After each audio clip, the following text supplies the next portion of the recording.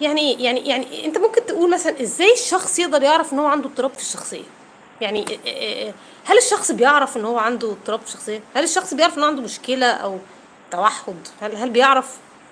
هي دي بقى، هو ده المفهوم اللي انا ممكن اتكلم عليه دلوقتي، اللي هو في حاجه اسمها، يعني انا عندي صفات مقبوله من الذات.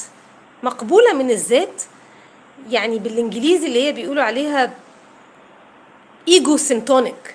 يعني مثلا توحد، نقول توحد. في التوحد عندنا الشخص بيقعد فترة طويلة جدا ما عندوش وعي ان هو مختلف، او ما عندوش وعي ان هو مش فاهم الناس، فاكر الناس بتفكر زيه، مش عارف ان الناس متضايقة منه، بيعرفها متأخر، اللي هو ايه ده اتضايق مني انا، بيلاحظ